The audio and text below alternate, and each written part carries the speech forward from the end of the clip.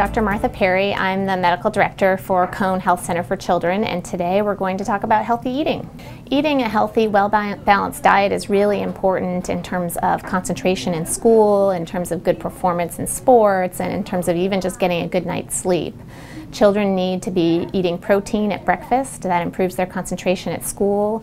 In addition, we know that children who have low iron levels don't perform as well in school. So ensuring that their diet is well balanced and using a guide like choosemyplate.gov, which has guidance about the key elements in that should be on everyone's plate every day, will help make sure that they're getting what they need to be great in school, sports, and anywhere they need to be. Eating meals together as a family is really important with the television off. Just having that time to talk about your day is key. Again, making sure that that plate at dinner time has fruits, vegetables, and proteins with little, if any, starch needed is key. And looking at the portion sizes are important. Oftentimes, children are eating the same portions that their adult family members are, and that's really too much. So they don't need to clean off the same plate that the grown-ups in the family clean off. Hi, my name is Colleen Russell. I'm a registered dietitian with the Lifestyle Center of Alamance Regional Medical Center of Cone Health. Today I want to talk to you about some tips to help your kids to eat a little healthier. I think when you're wanting your kids to eat healthy and wanting them to learn a little bit about nutrition, I think it's so important to keep all of it in just a positive context. And truly, one of the ways for that to be fun for your children is to actually get them involved in the whole process. Even young children, for example, when you're preparing a meal, a young child can measure out the rice. Have the little plate underneath, so if it goes over, you may even get a little math lesson in the process. As you're sort of planning some of the meals that you would like to have for the week, maybe let that child choose what the main dish is going to be. It's not always practical to take children to the grocery store, but please try to work that in at times. That's a great learning environment for food and nutrition.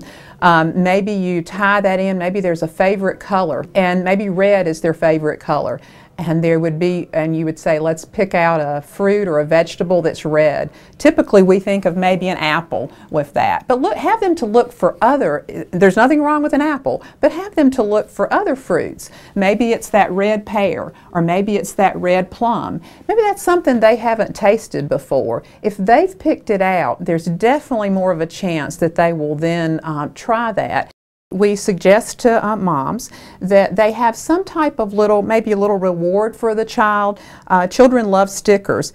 We call this our Sam I Am award from the Dr. Seuss's Green Eggs and Ham, green eggs not being a food that you would typically think of eating. Here you would put the child's name, and then you would list the food that they tried. Now, it might be that you then have stickers so that for every new food that they try, you put a sticker on the award. There's so many different options.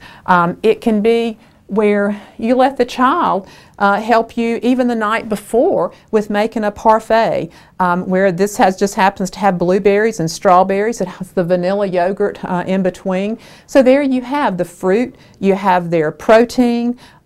Instead of putting just granola, which is an option, you could put some of their other whole grain cereals on there. You could put their Cheerios on there so that they've got their grain along with it. If they're taking their lunch to school, and you can get a wide mouth thermos with that where it has their vegetable soup, or maybe there's something from the night before that they just love. Maybe you made a chicken pie, and so you put the chicken pie in there, and then you've got some of their grains, some of their protein you're trying to get in. Hopefully they would have some milk with that, and you're trying to get in some fruits and vegetables, along with that. So many times it's the vegetables that we struggle with on that.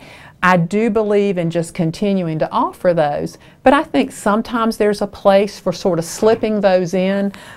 Maybe when maybe the child wouldn't notice as much. For example, this is cooked and mashed up cauliflower. This can easily be put in with mashed potatoes. It doesn't have a really strong flavor when it has been steamed and mashed up with that, and that adds the vegetable. Or maybe grating up carrots really fine so that then when they're put in with spaghetti sauce, the child doesn't mind having it in that way. Cooking healthy food can take more time and can really feel like a hassle, but the benefits, both short and long term, are great. We hope that we're able to guide you and your family towards healthier eating in your daily life. If you'd like more information, go to conehealth.com or come in and see us.